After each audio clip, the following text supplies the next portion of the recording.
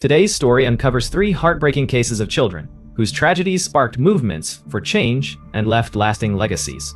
First, the tragic abduction and murder of Amber Hagerman, which led to the creation of the life-saving Amber Alert system. Next, the mysterious disappearance of Kyron Horman, a 7-year-old boy who vanished from his school, leaving behind one of the most haunting unsolved cases in U.S. history. Finally, the devastating story of Sarah Payne, whose murder inspired Sarah's Law, a significant reform in child protection in the UK. But before we begin, if you're a fan of the strange, dark, and mysterious delivered in story format, you've come to the right place. We upload daily, so be sure to subscribe and turn on notifications so you never miss an upload. Alright, let's get into today's story.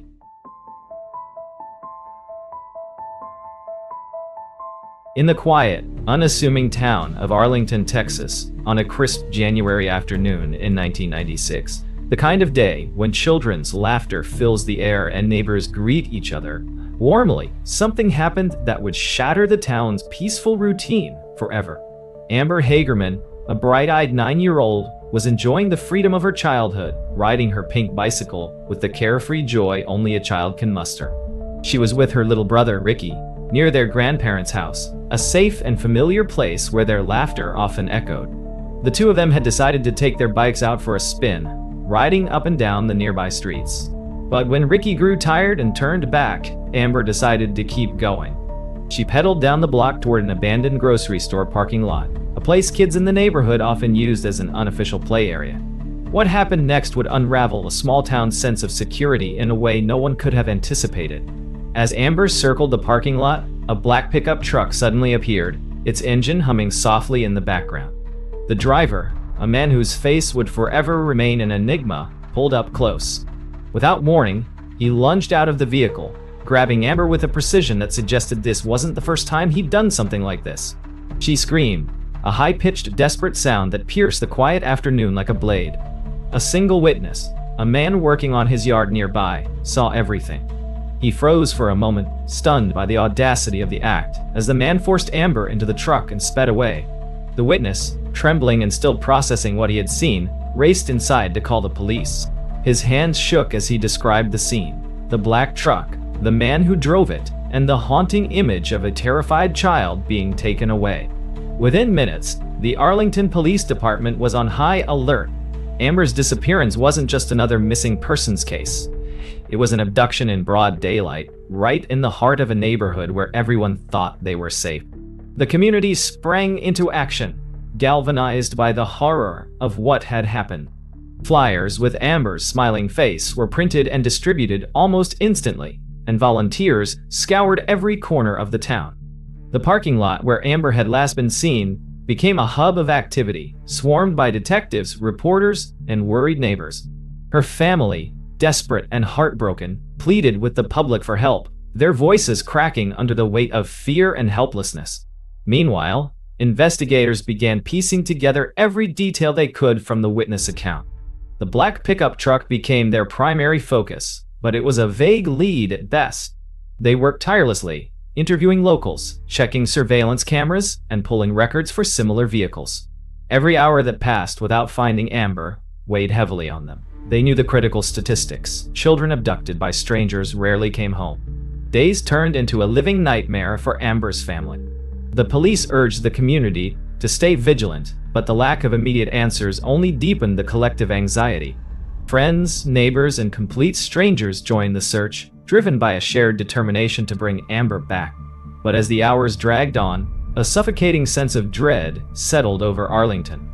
People whispered theories and fears, clinging to the hope that Amber might somehow be found alive.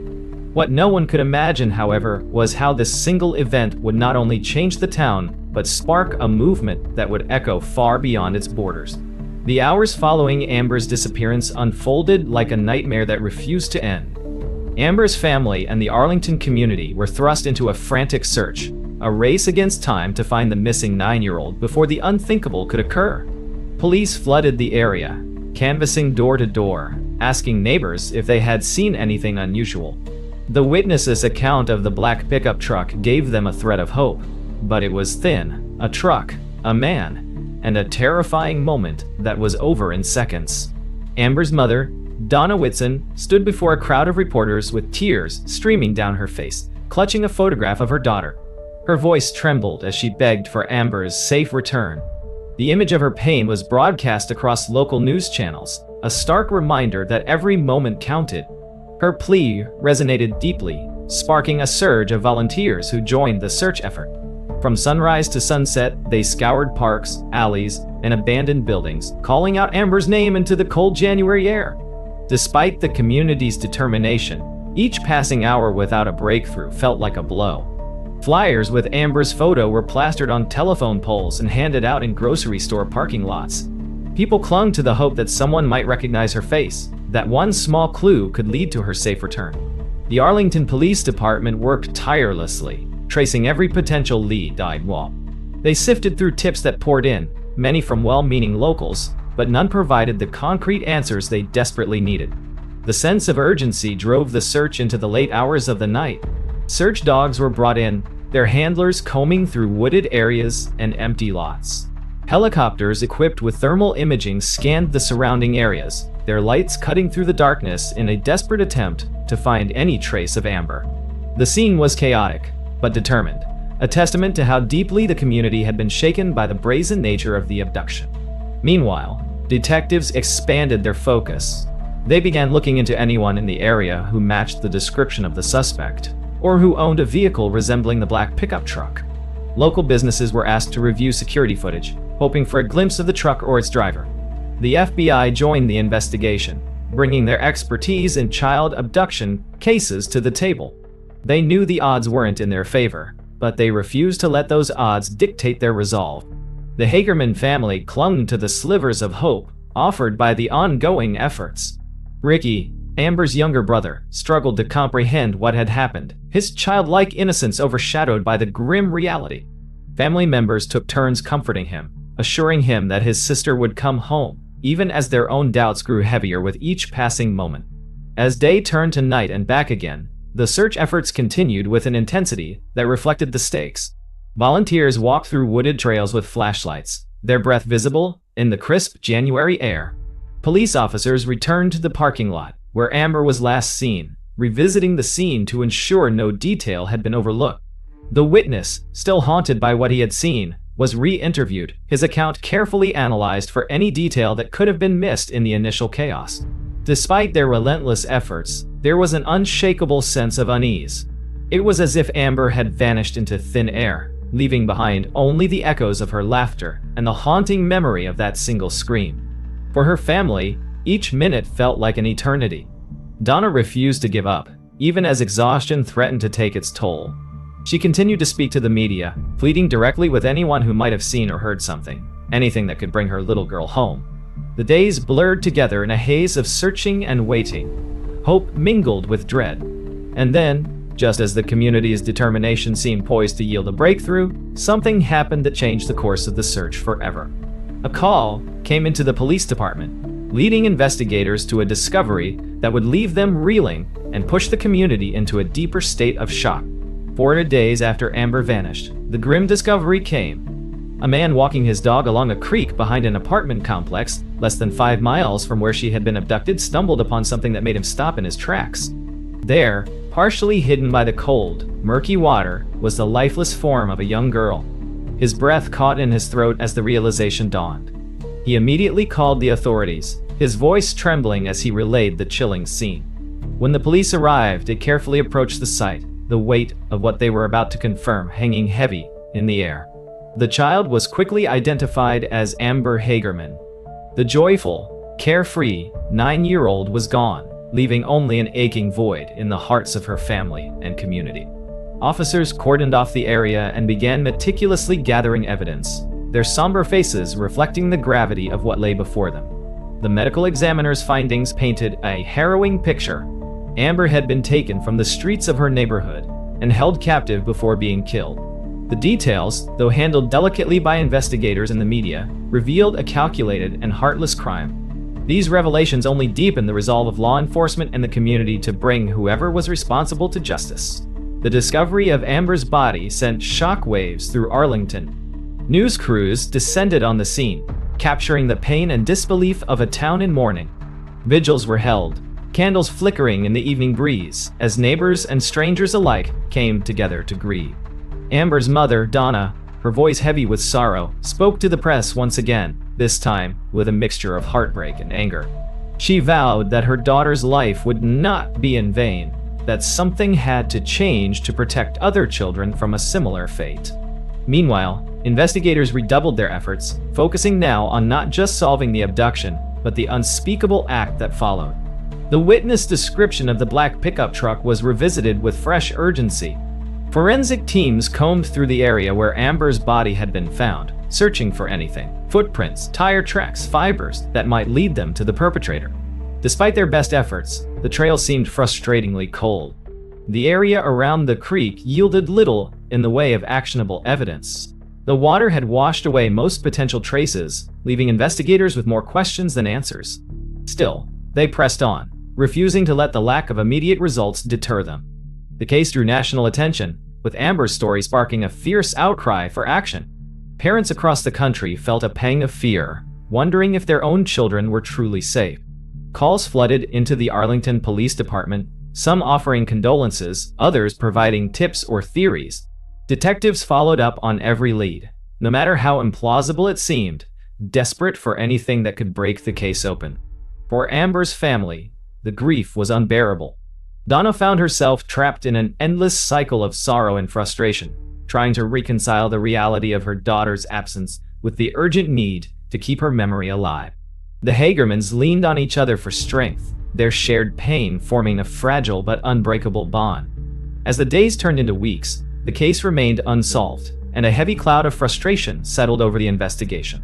Despite the best efforts of law enforcement, the man responsible for taking Amber remained at large.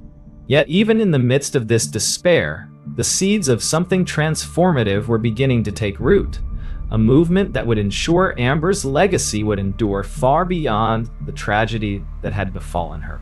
The community's heartbreak gave way to determination, a drive to turn their pain into purpose. It was a glimmer of hope in an otherwise dark and uncertain time, a sign that while Amber's voice had been silenced, her story was far from over. As the investigation into Amber's case deepened, frustration began to take root among the officers assigned to the case. Despite the massive effort to track down the black pickup truck and the elusive man behind the wheel, the trail seemed to vanish into thin air. Leads grew sparse, and the weight of the case settled heavily on the shoulders of law enforcement. Yet, they refused to relent. Amber's family and community deserved answers, and every officer involved felt a personal responsibility to find the person who had shattered their peace. The task force pored over every scrap of evidence. Witness interviews were re-examined in painstaking detail. Forensic experts analyzed fibers and samples collected from the creek, hoping to uncover something, anything that could provide a breakthrough. Still, the results were inconclusive. The location of Amber's discovery had been unforgiving, the flowing water erasing potential clues that could have pointed to the truth. The black pickup truck remained the most significant lead, but even that seemed to lead nowhere. Investigators followed up on hundreds of reports of similar vehicles, painstakingly ruling out one by one. The man described by the witness, a figure whose face was forever seared into the witness memory, remained frustratingly anonymous.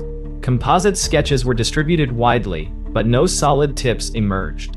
It was as if the perpetrator had vanished into the shadows, leaving behind only devastation. The lack of progress didn't go unnoticed. As days turned into weeks, the community's initial surge of hope began to waver.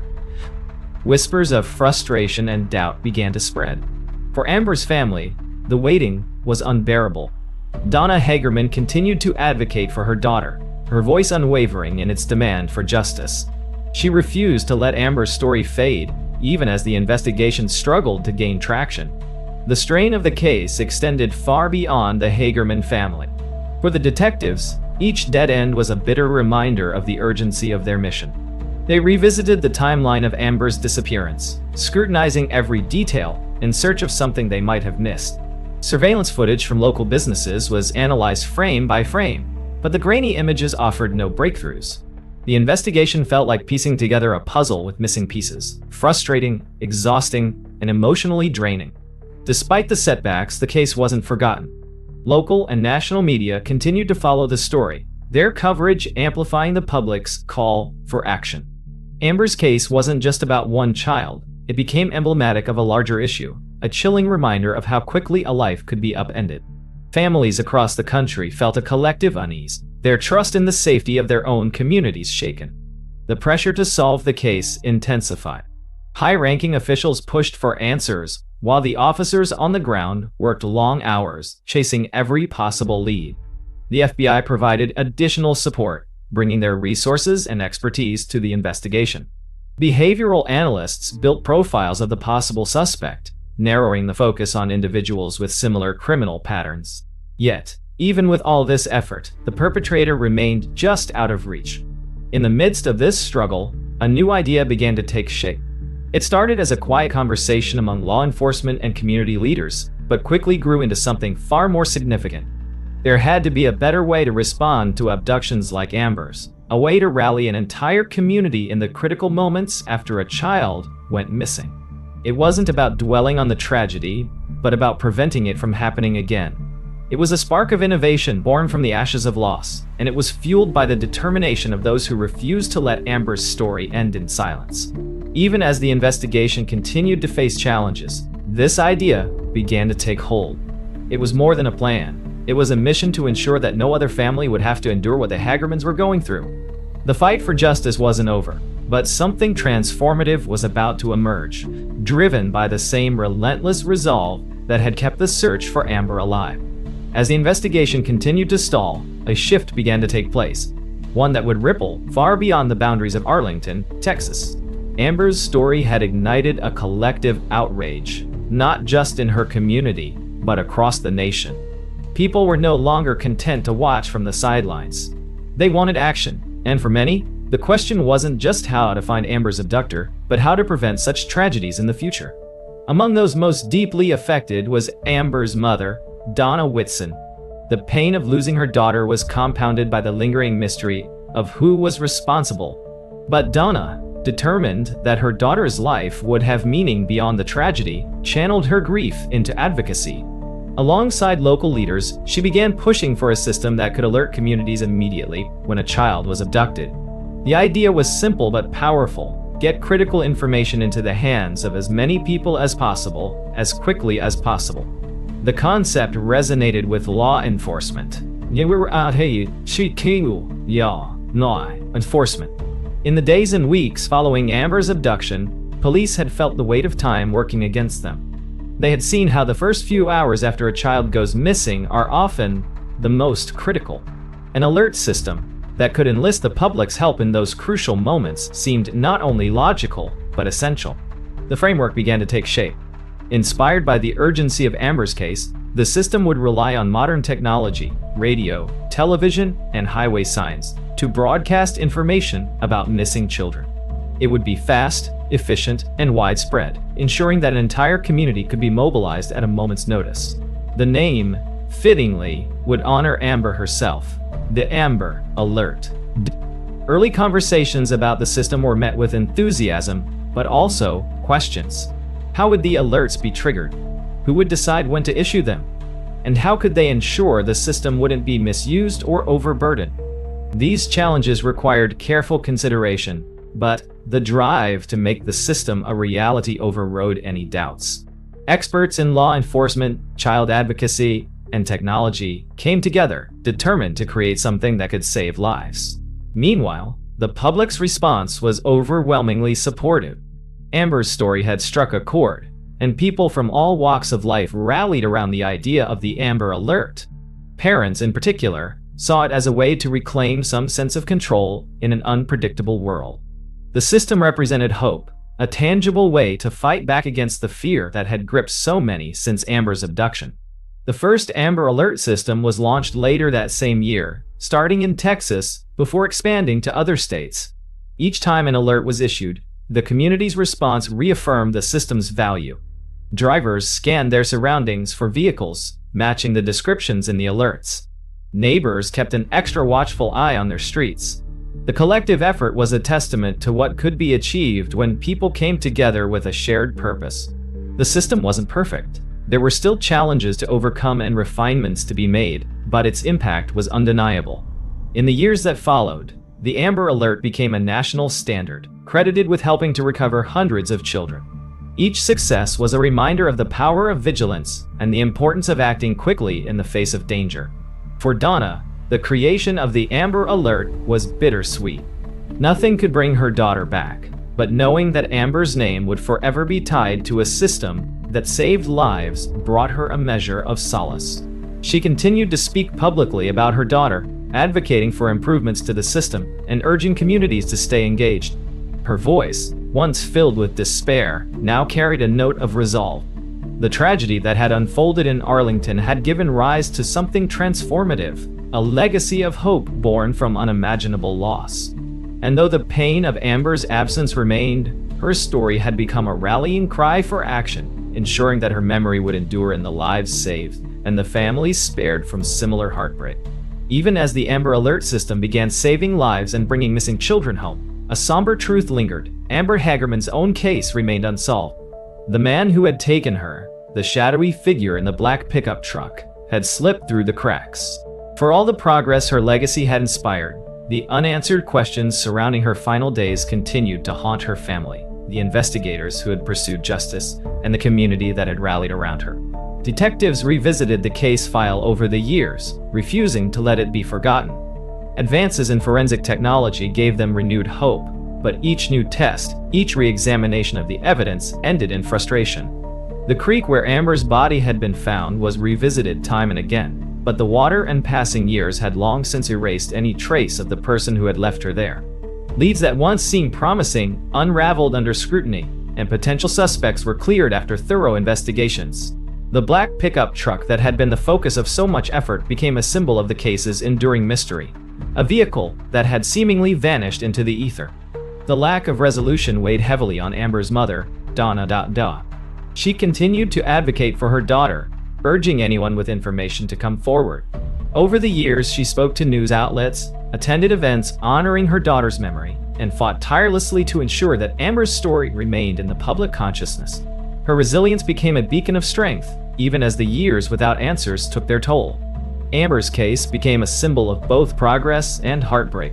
The Amber Alert system, while transformative, couldn't erase the pain of her loss or the frustration of not knowing who was responsible.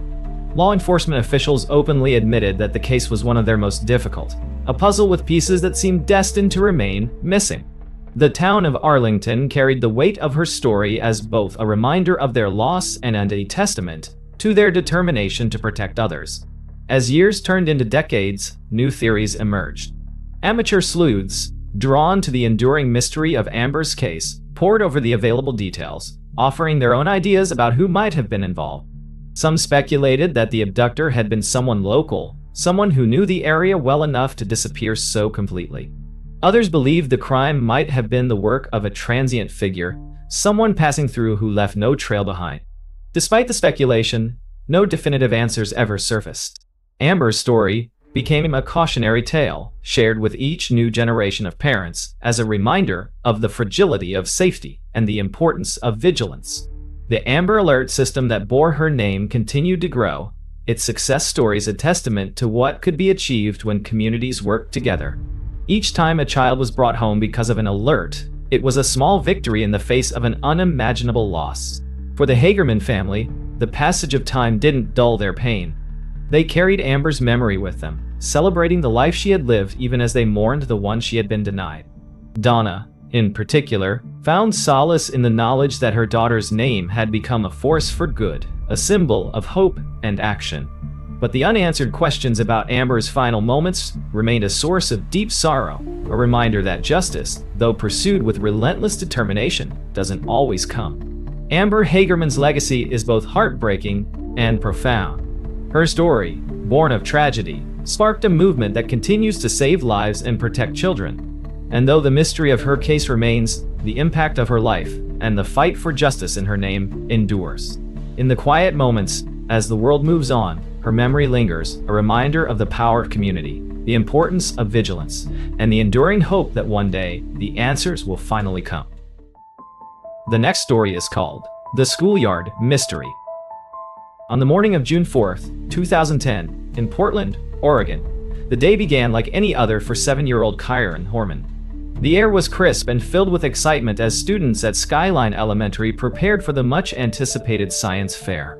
Kyron, a curious and bright boy with a love for frogs and science, was particularly excited. His project on the life cycle of a red-eyed tree frog was ready to be showcased. That morning, Kyron's stepmother, Terry Horman, drove him to school.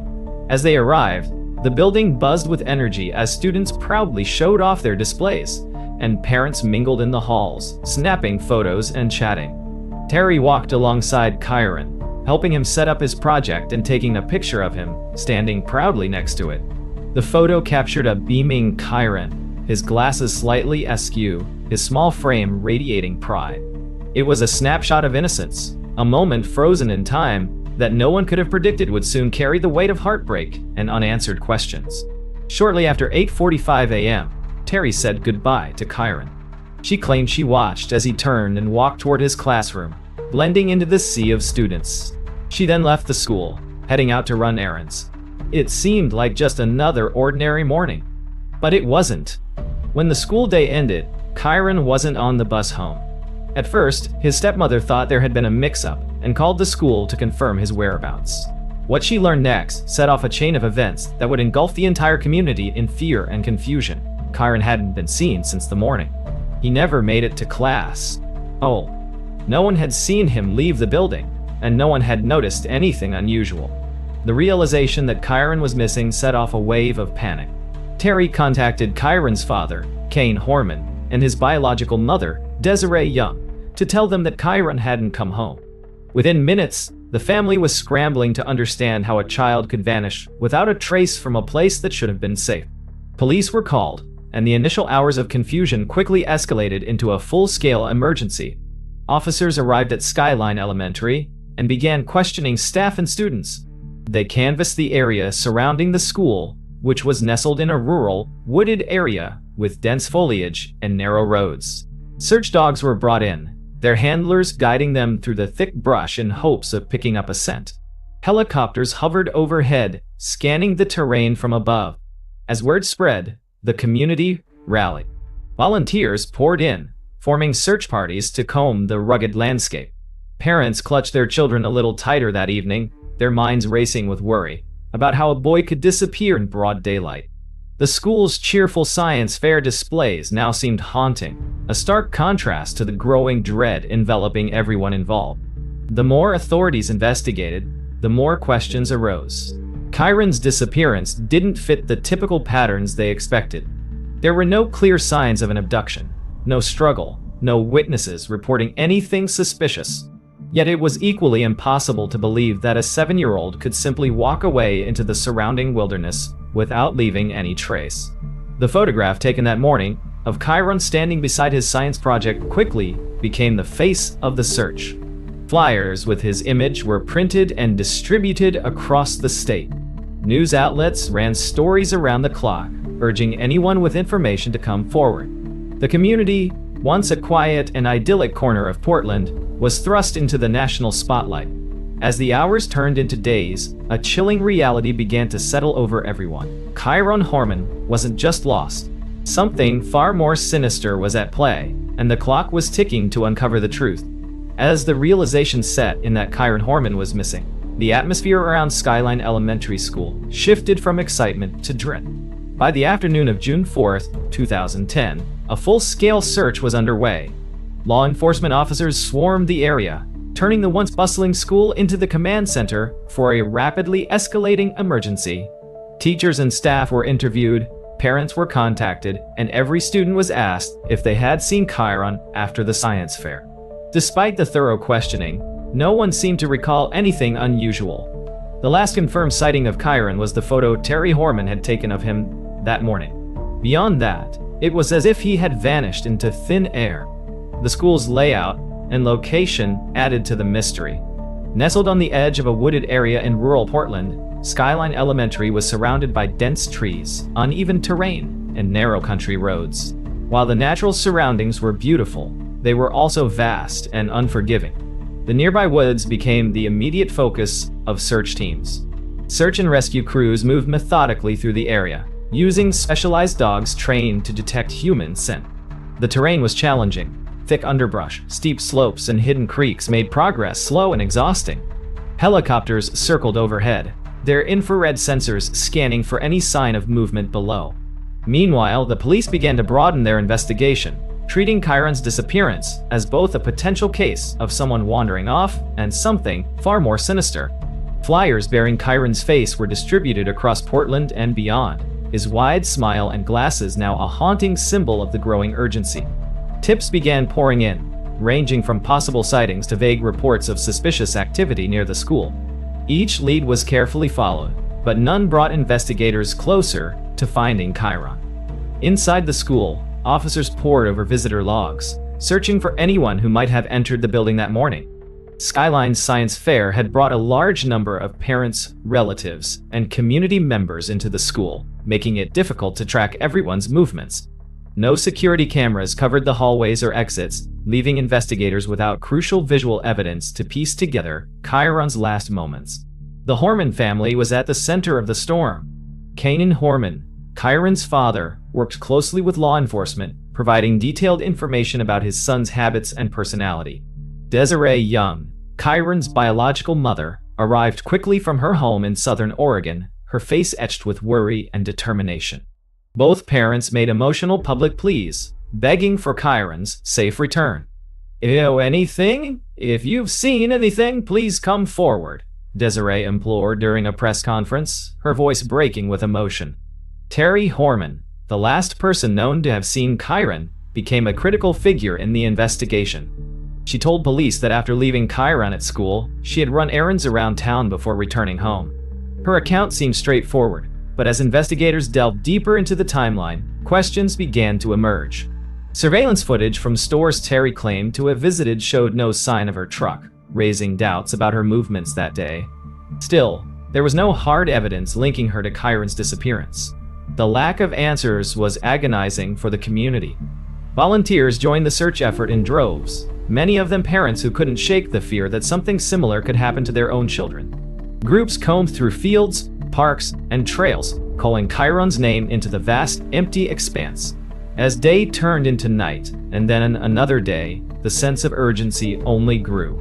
The police expanded their efforts, bringing in the FBI to assist with the investigation. Behavioral analysts and profiling experts joined the case, examining every detail for potential patterns or motives. Despite their expertise, they too found themselves at a loss. The situation was growing more complex by the hour, the lack of a clear lead leaving everyone involved frustrated and anxious. Back at Skyline Elementary, the school's once vibrant halls now carried a somber weight.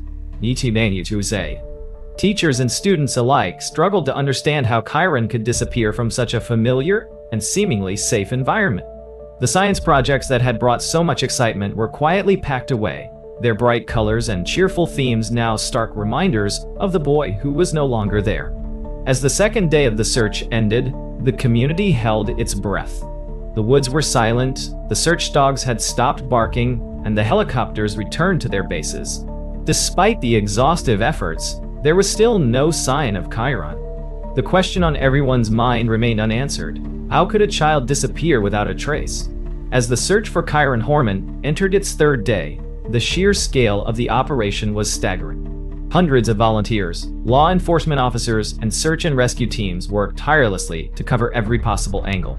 The forested areas surrounding Skyline Elementary School were divided into grids, each painstakingly searched inch by inch.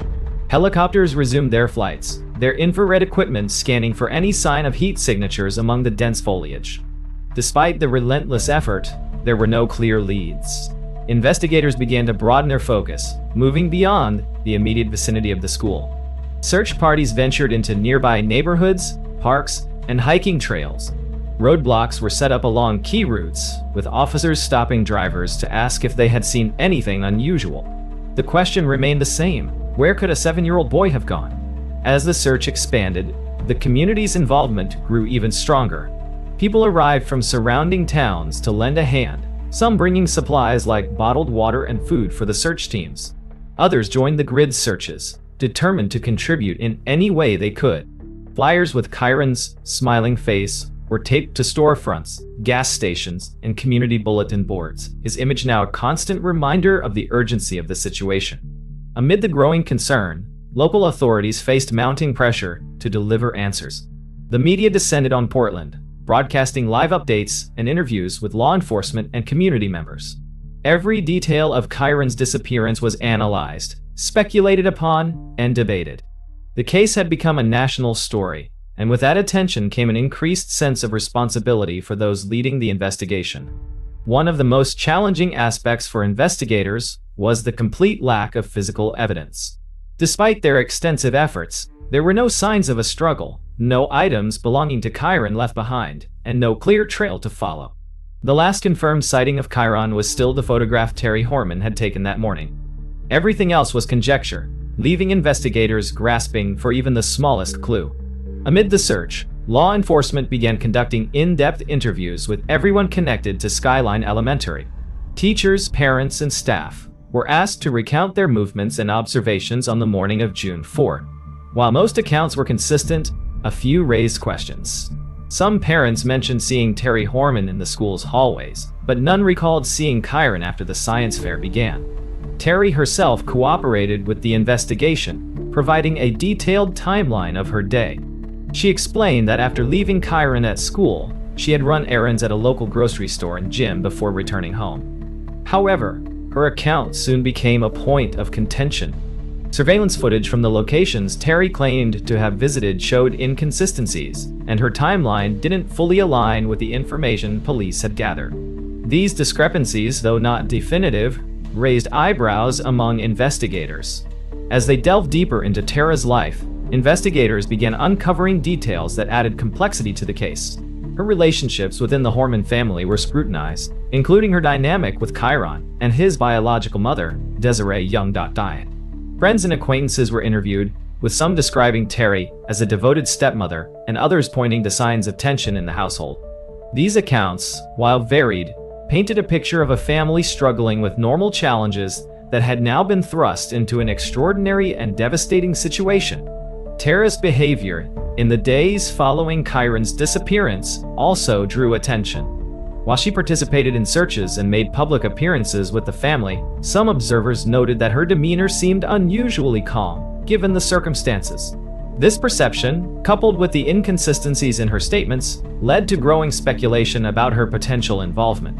By the end of the first week, the focus of the investigation had shifted subtly but significantly. While the search for Kyron continued unabated, the spotlight was now on understanding the events leading up to his disappearance. Investigators knew that time was working against them, and that the answers they needed were likely hidden in the details they had yet to uncover. Despite the growing sense of urgency, the forested terrain and lack of evidence continued to pose significant challenges. Every effort to locate Kyron only deepened the mystery, leaving both law enforcement and the community grappling with the haunting question: how could a child vanish so completely? As the days turned into weeks, the search for Kyron Horman took a sharp and unsettling turn. With no physical evidence and no clear leads, law enforcement began to focus more closely on the people closest to Kyron. At the center of this shift was Terry Horman, Kyron's stepmother. Her actions, both on the day of Kyron's disappearance and in the days that followed, were increasingly scrutinized under the unforgiving lens of a community desperate for answers. Investigators re-examined Tara's timeline from the morning of June 4. She had stated that she dropped Kyron off at Skyline Elementary and then went about her errands, including stops at a grocery store and gym. But inconsistencies in her account began to surface. Surveillance footage failed to place her at one of the locations she claimed to have visited, and the timeline of her movements left unexplained gaps. While these discrepancies didn't prove wrongdoing, they cast doubt on her version of events. Adding to the growing suspicion were Tara's interactions with law enforcement. During questioning, she agreed to take a polygraph test.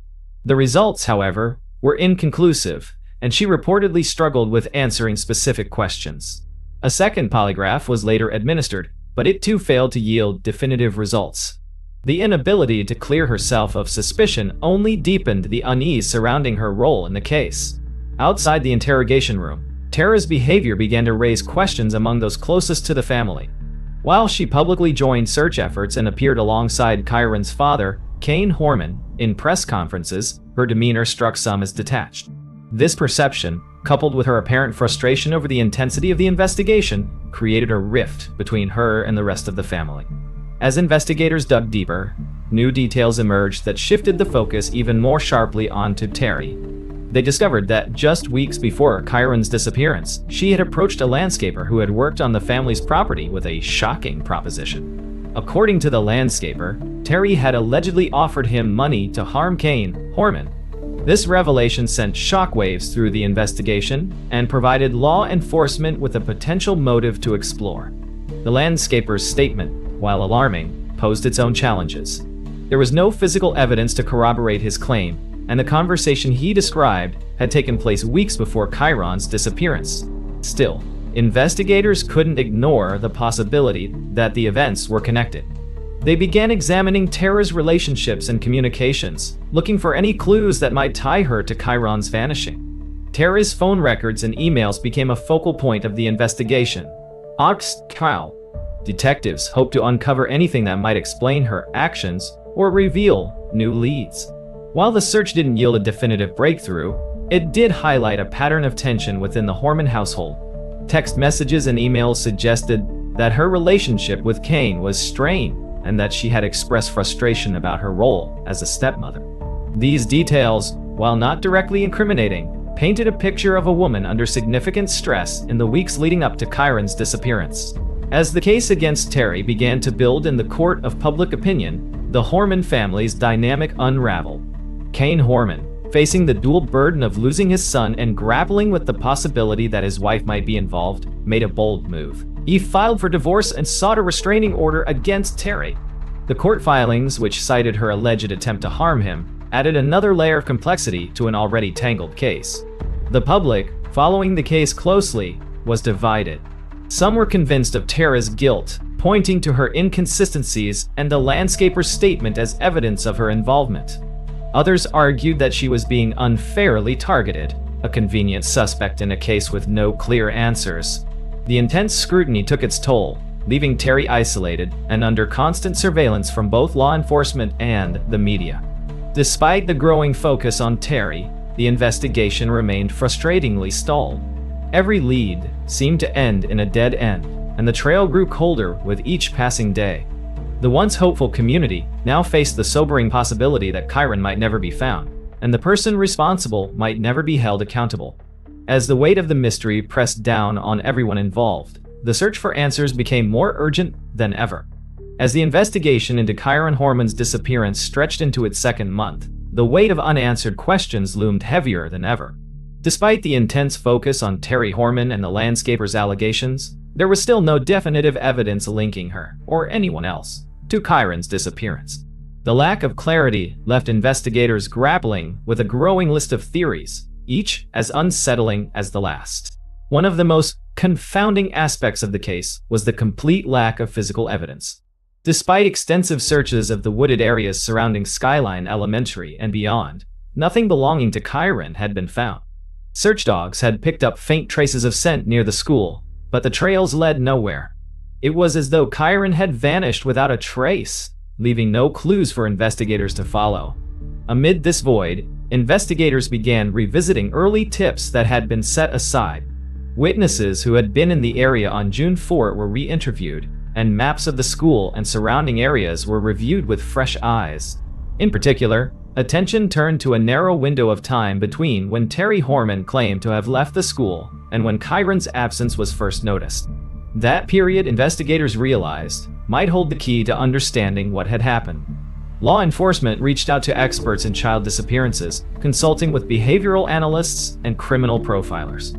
Their goal was to build a psychological picture of what might have occurred. Theories ranged from an opportunistic abduction by a stranger to a more calculated act involving someone familiar with Kyron or his family.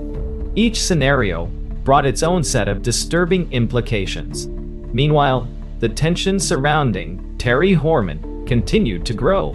With no arrest and no formal charges, public suspicion swirled, fueled by the media's relentless coverage. Terry's every move was scrutinized, from her daily activities to her demeanor during public appearances. She became a polarizing figure, with some defending her as a victim of a misguided investigation and others convinced of her involvement. The Horman family, already fractured, became even more divided as the case dragged on. Kyron Horman focused his energy on the search for Kyron, working closely with law enforcement and organizing community efforts. Desiree Young, Kyron's biological mother, became a vocal advocate, making emotional pleas for anyone with information to come forward. Both parents directed their frustration and grief toward Terry, who remained largely silent amid the storm of accusations. Behind the scenes, the investigation took a more aggressive turn. Subpoenas were issued for phone records, financial transactions, and other personal data belonging to Terry and those close to her. Detectives hoped to uncover anything that might provide a new lead or reveal inconsistencies in her story. At the same time, surveillance on Terry intensified, with officers monitoring her movements and interactions. One curious development emerged during this period: a claim that Terry had attempted to solicit help from a gym acquaintance to acquire an untraceable cell phone. Investigators viewed this as suspicious, considering the intense scrutiny she was under. While it wasn't a crime on its own, the act raised further questions about her intentions and added another layer of intrigue to the case. Despite the mounting tension, the investigation remained at a standstill. Each new lead seemed to bring more questions than answers, and the lack of physical evidence continued to hinder progress. The community, once united in hope, began to show signs of fatigue. Volunteers who had participated in early searches returned to their routines, and the media's focus shifted to other stories. Yet, for Kyron's family and the investigators assigned to the case, the drive to find the truth never wavered. The search for Kyron now extended beyond Portland. Alerts were issued to surrounding states, and tips from across the country were investigated. Interagency cooperation became crucial, as the possibility of interstate travel or concealment was considered. While these efforts demonstrated the breadth of the investigation, they also underscored its complexity. The more time passed, the more difficult it became to imagine a resolution. For the Horman family, every day without answers was a day filled with pain and uncertainty. Kyron and Desiree continued to plead with the public, their messages laced with desperation, but also hope. "Kyron is out there somewhere," Desiree said during one press conference. "We just need someone to come forward. Please help us bring him home." The weeks turned into months, and the mystery surrounding Kyron's disappearance only deepened. As investigators faced mounting pressure to find a breakthrough, the chilling reality became harder to ignore. Whoever was responsible had managed to outmaneuver one of the largest and most exhaustive investigations in Oregon's history. As the investigation into Kyron Horman's disappearance pressed on, the focus shifted toward the legal and procedural steps the family and law enforcement could take to find answers. The lack of physical evidence and the absence of a suspect left investigators in a precarious position. With no arrests and no concrete leads, the case was now balancing on a knife's edge between active investigation and growing frustration. Kyron's parents, Kyron Horman and Desiree Young, became increasingly vocal. Both were relentless in their calls for justice, their pleas growing more emotional with each passing week. They directed much of their frustration toward Terry Horman, whose actions continued to raise questions. The cracks in the family's dynamic were now undeniable. Kyron had distanced himself entirely from Terry, seeking a divorce and obtaining a restraining order.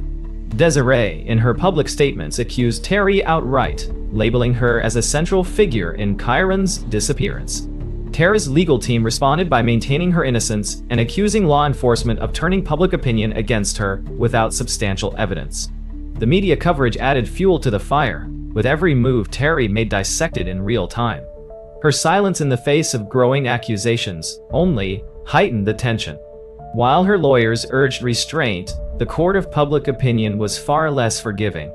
In an effort to keep the case moving forward, Kyron Horman filed a civil lawsuit against Terry. The suit accused her of being responsible for Kyron's disappearance and sought damages, but its true intent was clear. It was a strategic move to force Terry to testify under oath. Civil suits, unlike criminal proceedings, allowed for broader questioning and lower standards of proof. Kyron and Desiree hoped this legal avenue might shed light on the inconsistencies in Terry's timeline and reveal new details that could help the investigation. Terry's legal team fought back, challenging the validity of the suit and arguing that it was an attempt to pressure their client into making statements that could be used against her. The legal battle played out publicly, drawing sharp opinions from both supporters and critics. While the lawsuit ultimately did not result in new evidence, it kept the spotlight on Terry and ensured the case remained in the public eye. At the same time, law enforcement doubled down on efforts to find new leads. They turned to advanced forensic techniques, including the re-examination of evidence from the school and surrounding areas. Ground-penetrating radar was used to scan sections of the wooded terrain, searching for any anomalies that might suggest buried evidence. The efforts were exhaustive, but yielded no breakthroughs. One of the most significant developments during this period came from the analysis of phone records and GPS data. Investigators had long believed that technology might hold the key to understanding Tara's movements on the day Kyron disappeared. While the data revealed patterns of behavior and locations of interest, it stopped short of providing a direct link to the crime. The lack of clear evidence left investigators frustrated, their efforts hindered by the very tools they had hoped would deliver answers. Despite the setbacks, Kyron's family refused to give up. Desiree Young, in particular, became a tireless advocate for her son, organizing rallies and public events to raise awareness about the case. She partnered with organizations focused on child safety, using Kyron's story as a platform to push for better safeguards and stronger community engagement. Her resilience and determination inspired many, even as the weight of uncertainty took its toll. The community also played a critical role in keeping Kyron's story alive. Local businesses continued to display flyers, and volunteers organized awareness campaigns.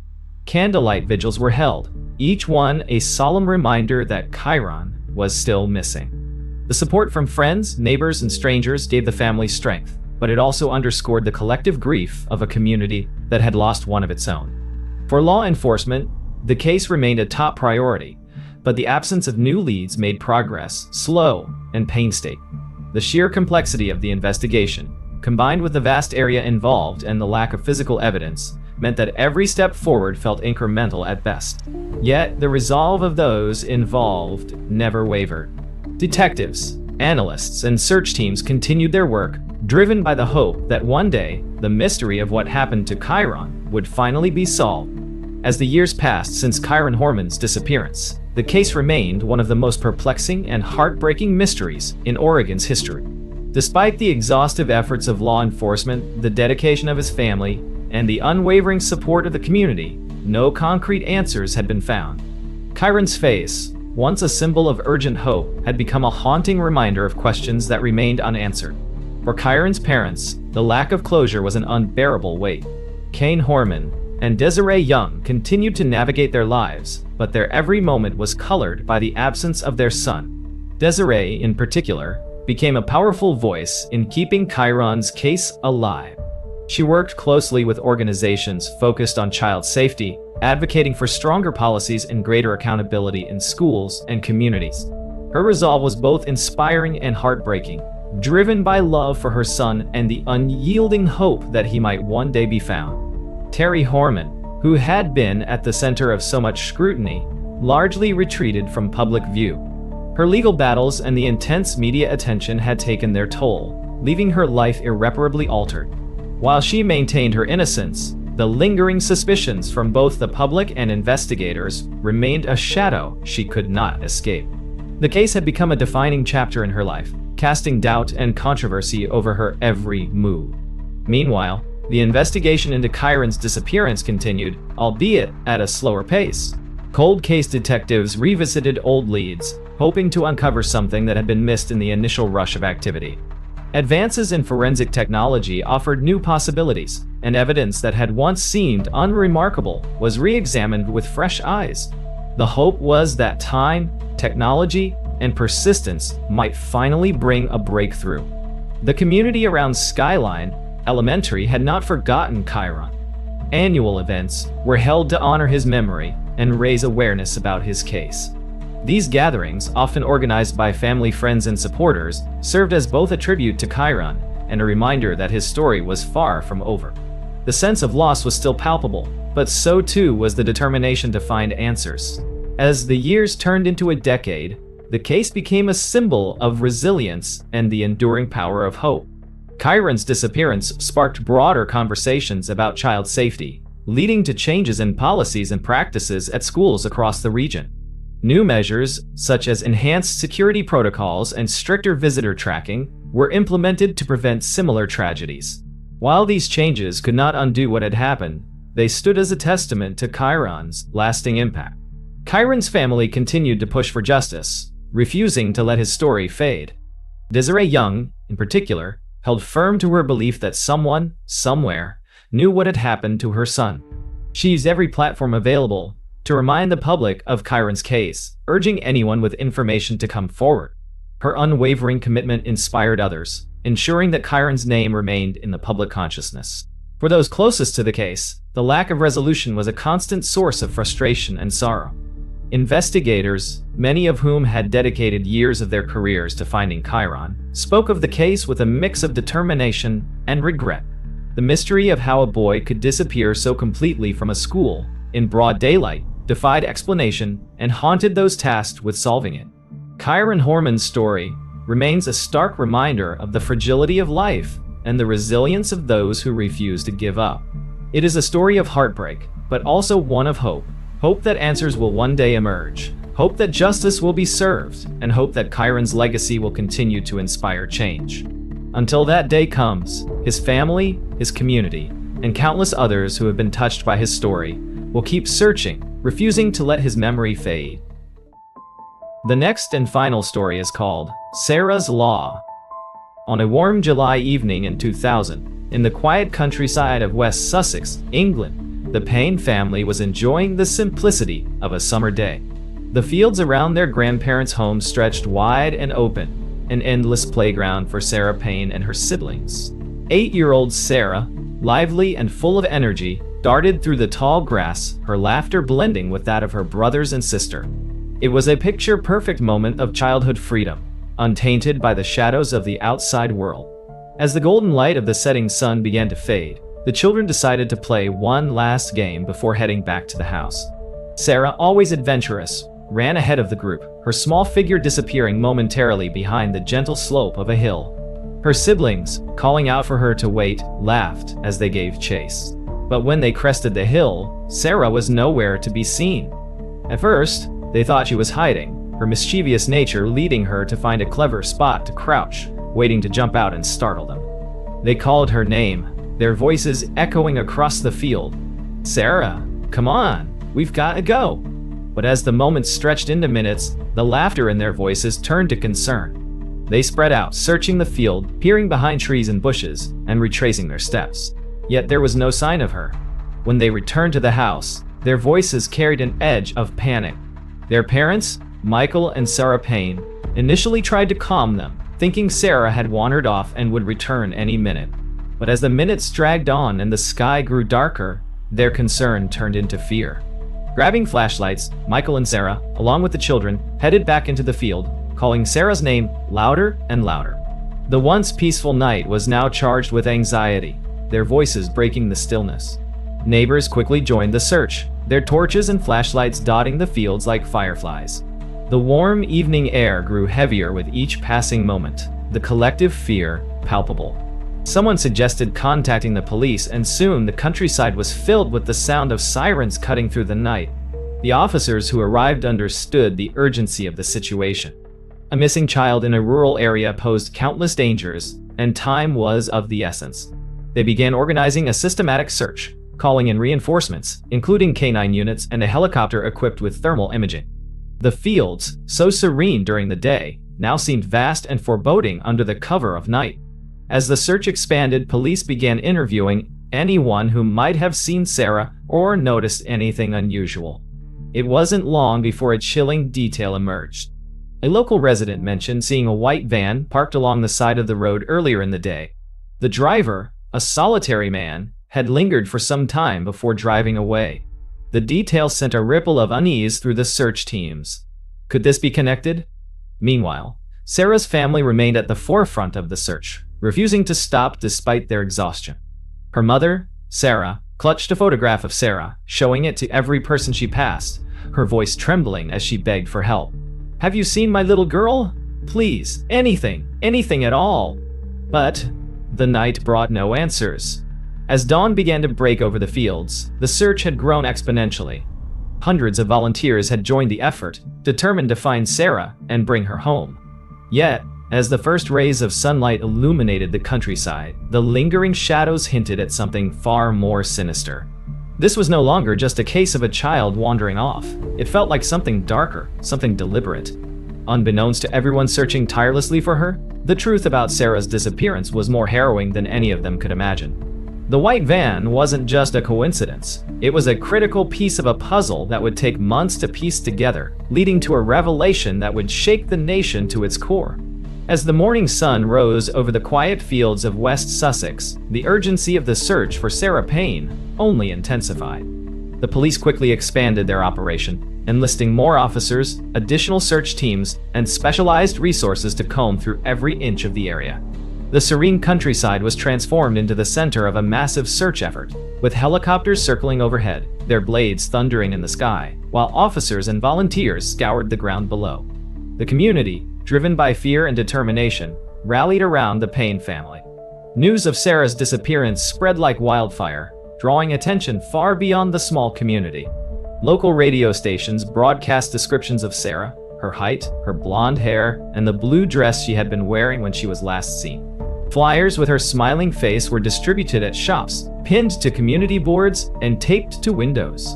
Drivers passing through the area were stopped at police roadblocks and asked if they had seen anything unusual. Everyone was on high alert, their eyes scanning for any sign of the missing 8-year-old. In the Payne household, the family was trapped in a nightmare of waiting and uncertainty. Sarah Payne, her face etched with worry, couldn't stop pacing, her mind running through every possibility. Michael Payne, usually the steady rock of the family, struggled to hold back tears as he coordinated with the police, desperate to stay involved in the search. Their other children, shaken and confused, clung to one another, their innocence shattered by the abrupt loss of their sister. Police interviews with witnesses yielded only fragments of information. The white van spotted near the field became a focal point of the investigation. Officers scoured traffic cameras and appealed to the public for more details about the vehicle and its driver. Yet, despite the flurry of tips that flooded in, the van remained elusive. Investigators feared they were racing against time, knowing all too well how critical the first 24 hours were in cases like this. Search teams expanded their efforts to the surrounding woods, rivers, and abandoned structures. Dogs trained to detect human scent worked tirelessly, their handlers urging them on as they moved through dense brush and rugged terrain. Divers were dispatched to nearby waterways, their grim task to search for any trace of Sarah. Every effort was met with the same disheartening result: there was no sign of her. As the hours stretched into days, exhaustion began to take its toll on everyone involved. Volunteers continued to show up in droves, their faces set with determination despite their weariness. Some brought food and water for the search teams, while others walked shoulder to shoulder through the fields, calling Sarah's name with voices that grew hoarse from the strain. The sense of community was overwhelming, yet it was underscored by a growing sense of dread. Investigators began to consider more sinister possibilities. This wasn't simply a case of a child wandering off. The methodical nature of the disappearance, coupled with the report of the suspicious van, pointed to something far darker. Officers worked around the clock, poring over every detail, re-examining witness statements, and consulting experts in child abduction cases.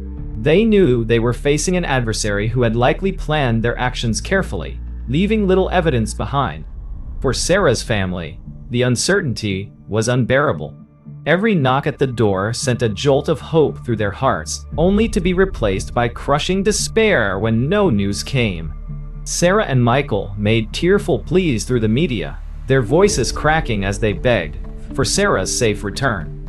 "If you've seen her, if you know anything, please help us," Sarah said, her hands trembling as she clutched a photograph of her daughter. Their desperation was raw and palpable, resonating with everyone who heard it. Despite the lack of immediate breakthroughs, the search continued relentlessly. The fields, so peaceful and familiar just days before, now seemed vast and full of hidden secrets. As the investigation deepened, The Payne family clung to one another, drawing strength from their love for Sarah and the hope that she would somehow find her way back to them. But beneath that hope, a chilling fear began to take root. The possibility that they might never see her again. Days after Sarah Payne's disappearance, the search efforts had grown to an unprecedented scale. The quiet countryside of West Sussex was now a hive of activity, with law enforcement, volunteers, and journalists all converging on the area. But despite the tireless efforts, there was still no sign of Sarah. Each passing hour felt like a heavy weight pressing down on everyone involved, a growing sense that time was slipping away. Then, on a grim summer morning, a discovery was made that would shatter the hope holding the community together. A farmer walking through a secluded field several miles from where Sarah had vanished came across something unusual, a piece of fabric partially concealed beneath the tall grass. His heart sank as he recognized it as a child's clothing, and he immediately called the police. Within minutes, officers swarmed the area, their faces set with grim determination. The location was quickly cordoned off, and forensic experts were brought in. What they found was devastating. It was Sarah. The realization hit everyone like a gut punch. The vibrant, joyful child whose face had been plastered on flyers and news broadcasts was gone. Her small body had been left in the field, concealed as if her disappearance had been meant to erase her from the world. The serene countryside, once a symbol of safety and innocence, was now forever marked by the horror of what had occurred. The news spread rapidly, plunging the community into mourning. Sarah's parents, Michael and Sarah, were notified in person by officers. Their reactions were a mixture of disbelief and overwhelming grief, their world collapsing under the weight of the words they had prayed they would never hear. For days, the couple had clung to the faint hope that Sarah would come home, and now that hope was gone. Their loss became the nation's loss, as people across the country shared in their sorrow. At the scene, forensic teams worked meticulously to gather evidence. Every blade of grass, every fiber, every trace was carefully documented and collected. They knew the stakes couldn't be higher. Whoever had done this needed to be found, and the clock was ticking. Investigators pored over the initial reports, comparing the location of Sarah's discovery with the known movements of the mysterious white van. The connection seemed undeniable, but proving it would be far more challenging. As the forensic analysis began, the police turned their focus to identifying a suspect. The media, relentless in its coverage, amplified the urgency of the investigation. Public outrage grew, and calls flooded into the police hotline. Tips came in from all over the region, some helpful, others less so, but each one was treated with care. The weight of expectation from the public only added to the pressure on the officers working the case. Behind the scenes, a picture of the potential perpetrator was starting to emerge. The location of Sarah's body suggested knowledge of the area. This was no random act. The choice of the field, its remoteness, and the effort to conceal her all pointed to someone calculating and methodical. Investigators began cross-referencing known offenders in the area, focusing on individuals with a history of similar behavior. The forensic findings provided the first concrete lead. Microscopic traces on Sarah's clothing hinted at fibers that didn't belong to her or her family. These fibers were cross-checked against databases and potential suspects, slowly narrowing the field. Simultaneously, officers continued to track down the white van that had been spotted near the scene of Sarah's abduction. The vehicle had become a symbol of both hope and fear. Hope that it would lead to answers, and fear of what those answers might reveal. As the community grappled with the loss of Sarah, the Payne family made an emotional plea through the media. Their grief was raw and unfiltered, but they remained resolute in their demand for justice. "We need to find who did this," Michael Payne said, his voice shaking. "For Sarah, for our family, and for every child out there." The discovery of Sarah had answered one agonizing question, but it had raised countless others. Who had taken her? Why? And perhaps most hauntingly, could this have been prevented? These questions loomed over the investigation, propelling the officers forward even as the emotional toll of the case weighed heavily on them. The search for answers was just beginning, and the path ahead promised to be long and grueling. In the days following the discovery of Sarah Payne, the investigation shifted into overdrive. The crime scene, though remote and secluded, was combed through with painstaking precision. Every inch of the field was examined, every fiber and trace documented. Forensic experts worked around the clock, knowing that the evidence they uncovered could be the key to identifying Sarah's abductor and bringing them to justice. The fibers found on Sarah's clothing were one of the first breakthroughs. Under a microscope, the material was analyzed and compared to known samples. The results pointed to a specific type of fabric commonly found in vehicle interiors. This discovery brought investigators back to the mysterious white van reported in the days following Sarah's disappearance. It was a tenuous connection, but it was the strongest lead they had. Law enforcement expanded their search for the van, issuing a public appeal for information. Across West Sussex and beyond, police questioned mechanics, car dealerships, and scrapyards, hoping to narrow down the list of potential vehicles. The descriptions from witnesses were vague: a white van, likely older, driven by a man who had been seen lingering in the area. Despite the limited information, the investigators remained determined. The list of potential suspects also began to take shape. Officers reviewed records of individuals with prior offenses in the region, focusing on those with histories of similar crimes. Among the names that surfaced was a man who had recently been released from prison, a man whose past raised immediate red flags. His name was Roy Whiting. Whiting had a documented history that immediately placed him on the radar of investigators. He had previously been convicted of offenses involving minors, and his release from prison had been met with significant concern. Whiting also fit the general description of the individual seen in the area near the time of Sarah's disappearance. Investigators quickly zeroed in on him, obtaining a warrant to search his residence and vehicle. What they found was chilling. The interior of Whiting's van matched the forensic evidence recovered from Sarah's clothing. Fibers consistent with those found at the crime scene were discovered in the vehicle, as well as traces of soil that matched the field where Sarah's body had been found. Forensic analysis confirmed that the evidence was more than circumstantial. It was a direct link between Whiting and the crime.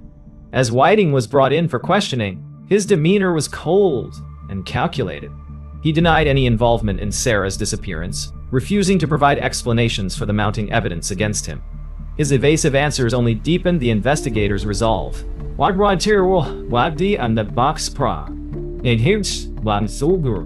The police knew they had their suspect, but they also understood that building an airtight case would be critical to securing a conviction. The investigators continued to gather evidence, piecing together a timeline of Whiting's movements on the day Sarah went missing.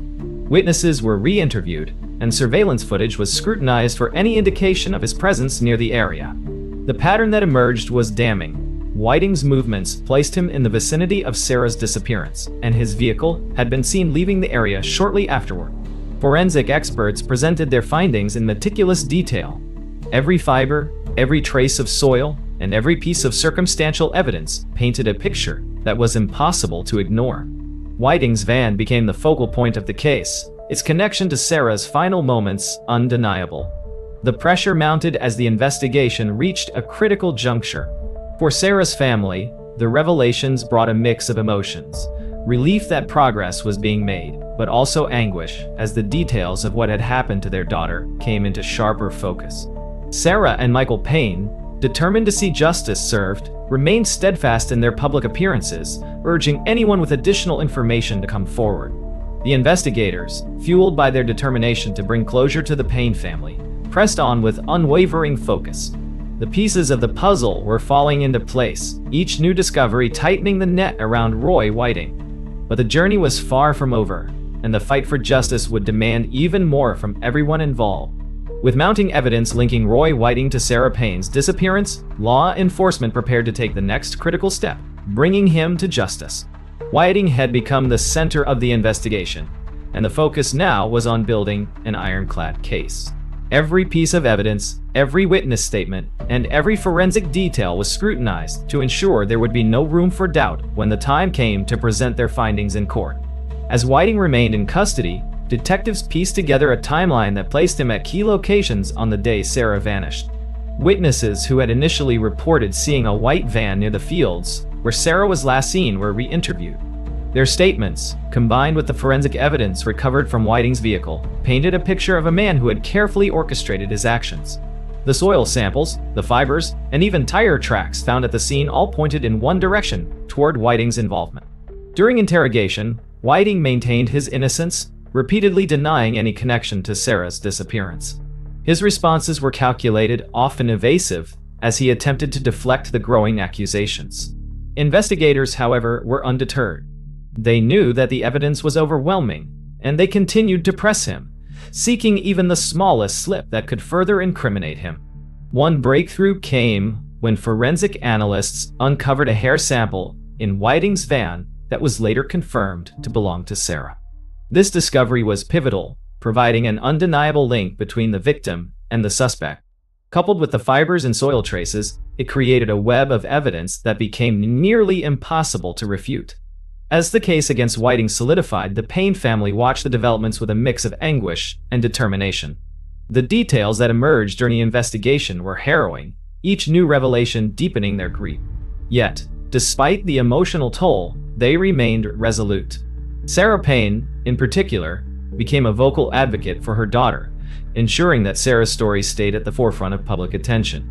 Her courage in the face of unimaginable loss resonated with people across the country, galvanizing support for the family and the pursuit of justice.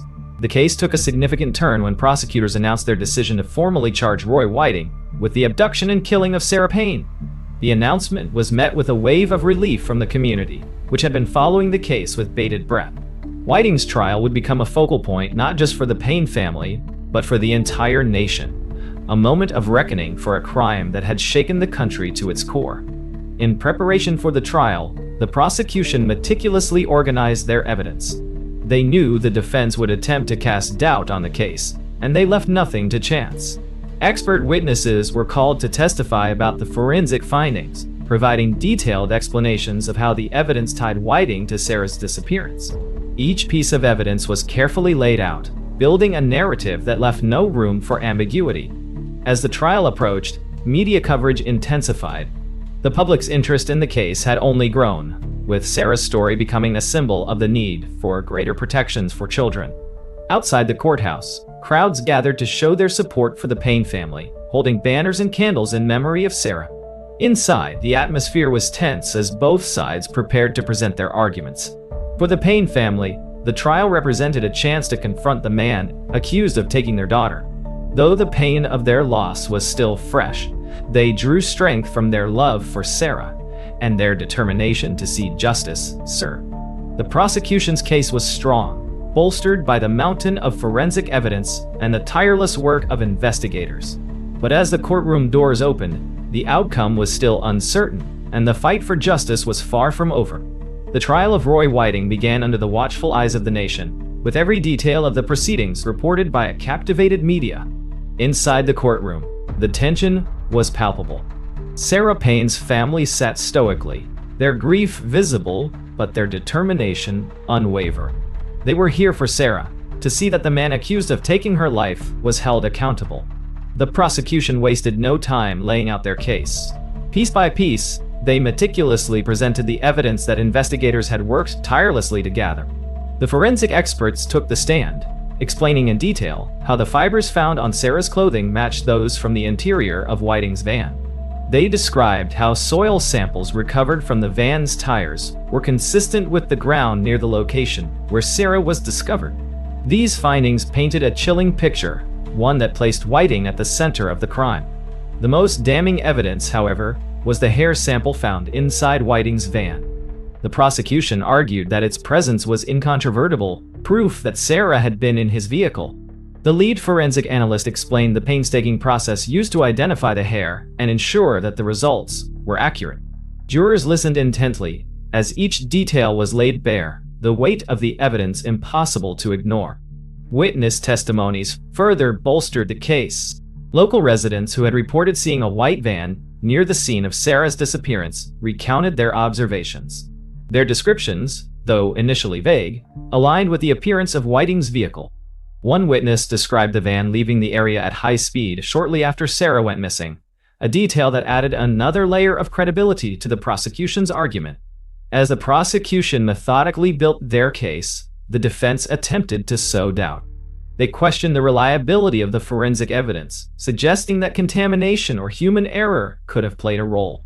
They argued that the fibers and soil found in Whiting's van could have come from other sources, and they pointed out the lack of direct eyewitnesses to the crime itself. Their strategy was clear: to create just enough uncertainty to weaken the case against their client. But the prosecution's narrative was unyielding. They brought forward experts who addressed every point raised by the defense, reaffirming the validity of the evidence. The case against Whiting wasn't built on speculation. It was a carefully constructed web of facts that left little room for doubt. Each new witness, each new piece of evidence, reinforced the idea that Whiting's involvement was not just possible but undeniable. Throughout the trial, Whiting sat in silence, his expression impassive. He rarely looked at the Payne family, who remained a constant presence in the courtroom. For Sarah and Michael Payne, hearing the details of what had happened to their daughter was excruciating. Yet, they stayed, determined to honor Sarah's memory and see the trial through to its conclusion. As the trial drew to a close, both sides presented their final arguments. The prosecution urged the jury to consider the overwhelming weight of the evidence, emphasizing that Sarah Payne's life had been taken in a calculated act that demanded justice. The defense, in turn, reiterated their plea for reasonable doubt, pointing to the gaps in the narrative and the lack of direct proof of Whiting's actions. When the jury retired to deliberate, the courtroom fell into a tense silence. Hours stretched into days, each passing moment adding to the anxiety of everyone involved. For the Payne family, the wait was agonizing. The nation held its breath, waiting for a verdict that would determine whether justice would be served. Finally, the jury returned. The foreperson rose, and in a clear voice delivered their decision. Roy Whiting was guilty of taking Sarah Payne's life.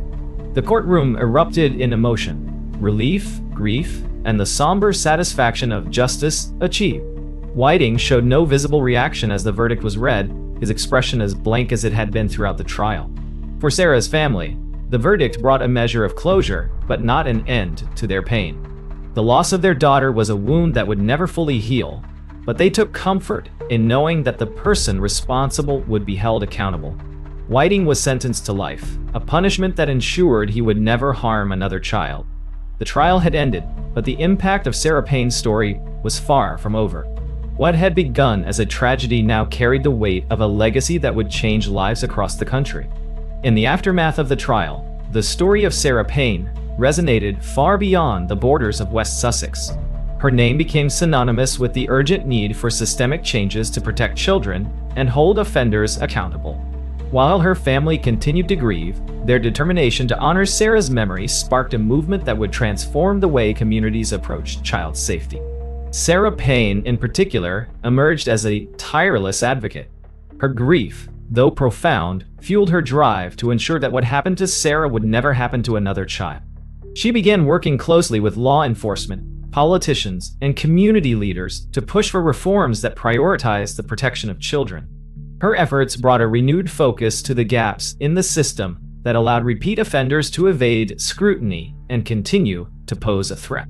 One of the most significant outcomes of Sarah's story was the implementation of what became known as Sarah's Law.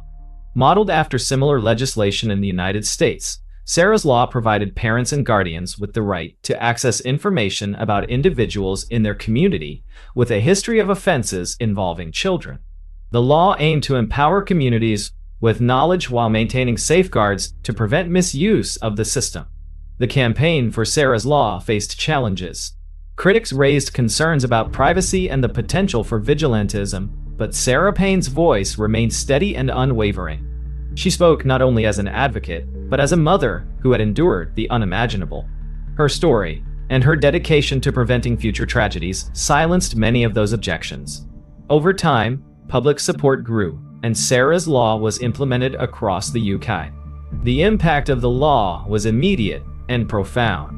Families felt a renewed sense of agency, knowing they had a tool to protect their children.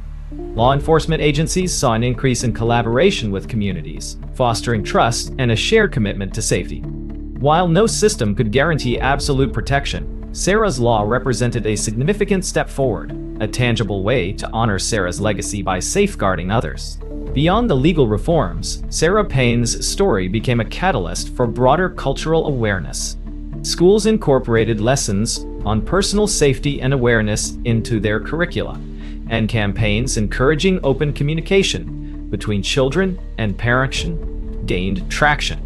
The media's coverage of Sarah's case and its aftermath underscored the importance of vigilance and community involvement, creating a ripple effect that reached every corner of the country.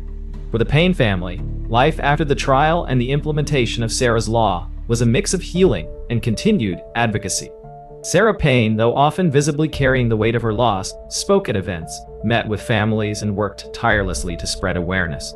Her efforts were recognized at the highest levels, earning her widespread respect and admiration for turning her tragedy into a force for change. Michael Payne, too, found solace in ensuring that Sarah's story would not be forgotten. Though the pain of their loss remained, the family took comfort in the knowledge that their daughter's legacy was saving lives and making a difference. Sarah's siblings, who had been thrust into a world far beyond their years, grew up carrying their sister's memory with them, each in their own way contributing to the fight for safer communities. The fields of West Sussex, once the backdrop to an unimaginable tragedy, became a place of quiet reflection for those who knew Sarah. A memorial in her honor was erected, a space where people could come to remember her life and the legacy she inspired. Flowers, notes, and candles were left by strangers and loved ones alike, a testament to the deep impact of her story. Sarah Payne's name, forever tied to the law that bears it, became a symbol of resilience, change, and the enduring power of a community, united by tragedy but determined to create a safer future. Her family's unwavering dedication ensured that her memory would continue to shine, a beacon of hope in the darkest of circumstances. And though the loss of Sarah would always be a source of profound sorrow, her story, and the changes it inspired, became a powerful reminder that even in the face of unthinkable pain, there's the capacity to create something meaningful and lasting.